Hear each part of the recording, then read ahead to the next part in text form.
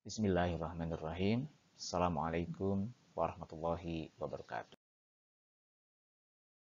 Kita akan membahas sebuah topik yang sangat menarik, yaitu pengelolaan kesan atau impression management. Ini sering kita lakukan setiap hari. Impression management sebetulnya berasal dari teori dramaturgi yang dikembangkan oleh Irving Goffman.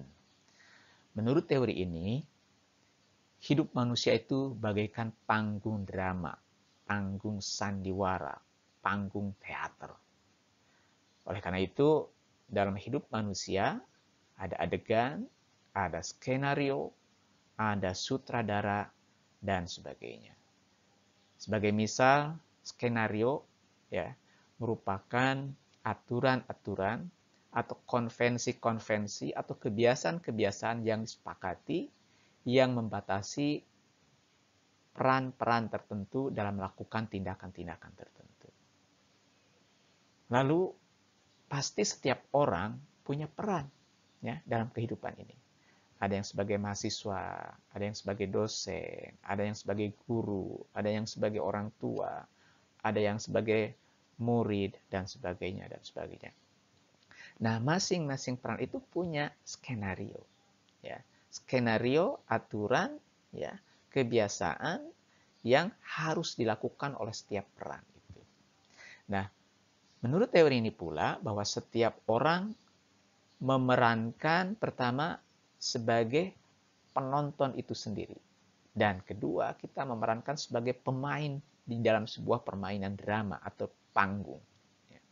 Sebagai penonton, kita akan menilai orang lain, akan menonton orang lain, akan menikmati adegan demi adegan yang dilakukan oleh orang-orang lain yang sepertinya berada di atas sebuah panggung.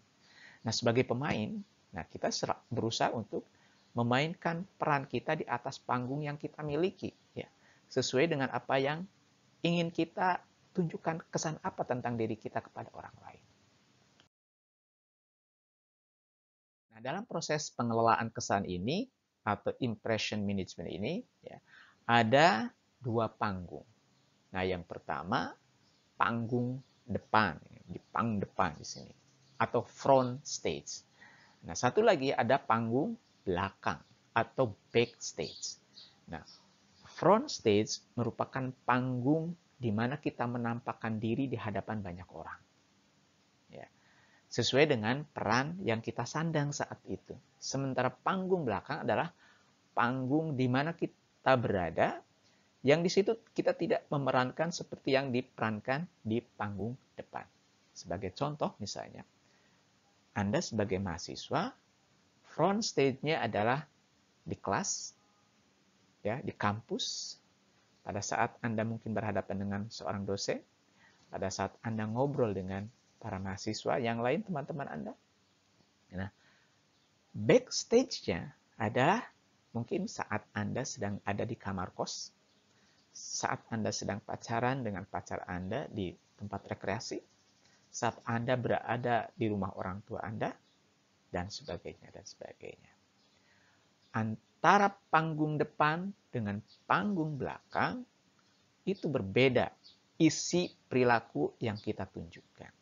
Ketika kita di panggung depan, Anda sebagai mahasiswa, tentu saja Anda akan berusaha membuat kesan-kesan tertentu bagaimana sebagai seorang mahasiswa seperti yang Anda persepsikan. Bagi Anda yang ingin menunjukkan sebagai seorang mahasiswa yang ideal, mungkin Anda akan bawa buku, membaca buku, ketika di kelas Anda akan bertanya, lalu Anda akan berdiskusi sama teman-teman dengan serius. Tapi kalau Anda ingin menunjukkan, saya sih sebagai seorang mahasiswa aktivis, mungkin Anda akan banyak protes. Mungkin Anda akan menunjukkan bahwa kuliah itu nggak terlalu penting, yang penting adalah berorganisasi, dan sebagainya, dan sebagainya. Kalau di panggung belakang, akan beda lagi ya. Boleh jadi di panggung depan, seorang mahasiswa itu sangat garang, galak kepada para dosen, galak kepada teman-temannya, sering protes dalam aktivitas-aktivitas organisasi. Tapi boleh jadi di belakang, di panggung belakang, di backstage, Anda seperti kerbau dicocok hidung, tunduk patuh pada pacar Anda karena takut di, di, ditinggalkan oleh pacar Anda. Baik, kita lanjutkan. Nah, jadi perbedaan antara front stage dengan backstage adalah bahwa pada front stage, setiap orang itu cenderung melakukan pengelolaan dirinya agar tampak di depan orang lain itu sesuai dengan yang diinginkannya. Ya. Anda misalnya mungkin ingin menunjukkan bahwa Anda seorang yang sangat peduli kepada sesama teman. Mungkin Anda akan menunjukkan perilaku-perilaku yang mendukung kesan yang ingin Anda tampilkan. Nah, sementara di backstage, kita ini berperilaku sebagai apa adanya, tanpa rekayasa, ya. Yang sangat berbeda pada saat kita di front stage. Di front stage, pakaian kita mungkin ya disesuaikan dengan peran kita. Kalau di backstage, kita menjadi sebagai diri sendiri. Nah, tentu saja ya, sebuah backstage atau panggung belakang sewaktu-waktu bisa saja berubah menjadi panggung depan. Ya. Anda di kampus itu front stage, di rumah backstage, ya. Tetapi sebetulnya backstage ini menjadi panggung depan lagi saat Anda memerankan yang Anda sesuaikan pada saat Anda berada di panggung belakang itu. Anda di rumah mungkin sebagai seorang anak dari orang tua Anda. Anda ingin tampil juga, ya, dengan kesan-kesan tertentu di mata orang tua. Nah, itu untuk peran Anda sebagai mahasiswa di rumah backstage. Tapi backstage sebagai seorang mahasiswa bisa menjadi berubah menjadi front stage juga, ya. Tapi sebagai seorang anak di hadapan orang tua. Nah, perubahan juga bisa terjadi seperti ini. WC, toilet, kamar mandi, itu sebetulnya merupakan backstage yang paling alamiah. Kamar Anda, tempat Anda tidur sendirian, itu juga merupakan bagian dari backstage yang paling alami. Nah, backstage ini bisa berubah menjadi front stage. Misalnya begini, satu saat akan ada tamu yang datang ke rumah Anda. Itu WC yang biasanya dibiarkan kotor. Anda teringat, wih, kalau datang tamu nanti masuk kamar mandi dengan kondisi seperti itu, wah saya malu. Saya ingin kamar mandi saya bersihkan supaya nanti tampak terkesan bahwa rumah ini bersih. Ya, jangankan ruang tamu, WC-nya pun bersih loh. Nah, pada saat seperti itu, yang tadinya WC sebagai backstage menjadi front stage.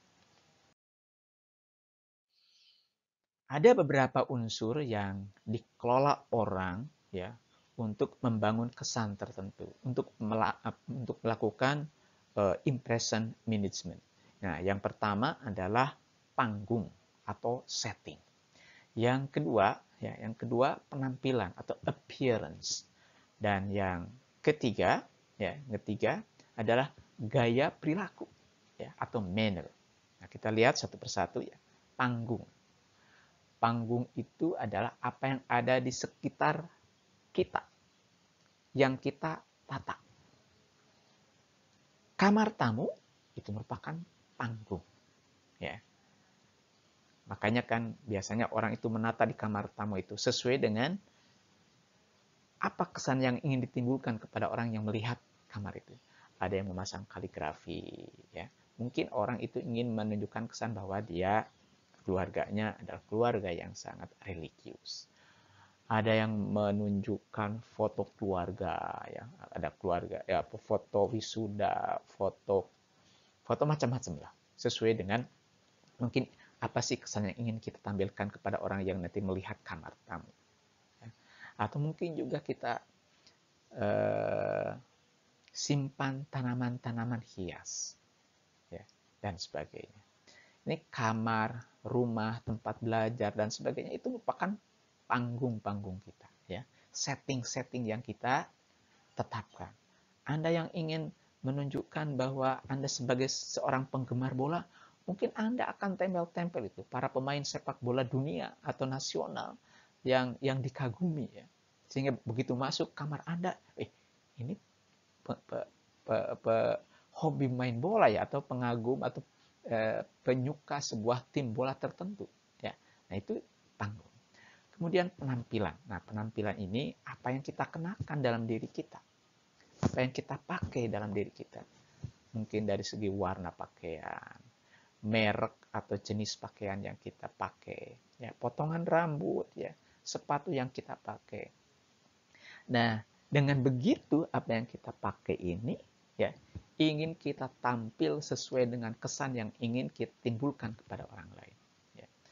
Ada orang kan, ya, bawa tas atau pakaian bermerek, ya, ingin menunjukkan bahwa dia sebagai seorang yang kaya.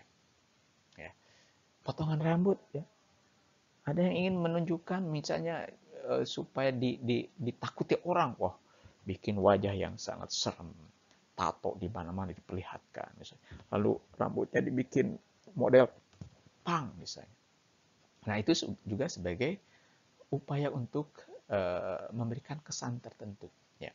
Seorang pimpinan misalnya tidak pernah, ya, tidak pernah mengenakan pakaian yang lusuh, misalnya selalu rapi. Nah, itu appearance yang sudah diatur. Ya. Kemudian terakhir adalah gaya berperilaku atau manner, ya, cara bicara kita. Orang yang ingin menunjukkan bahwa dirinya berwibawa mungkin, ya, yang ngatur, ya, ngomongnya nggak ceplas-ceplos, ya, kalimatnya itu diatur, kata-katanya itu dengan kata-kata yang sangat pilihan, misalnya nggak pernah menggunakan kata-kata yang jorok, atau mungkin tidak pernah lelucon. Bahkan mukanya pun dibuat sedemikian rupa supaya tidak menunjukkan keakraban, ya, nggak pernah senyum, ya. Mungkin dengan cara seperti itu ia ingin tampil sebagai seorang pimpinan yang berwibawa, ya. Nah, itu 3 hal yang kita akan atur, ya, di dalam proses pengelolaan kesan kita di sebuah panggung yang kita miliki.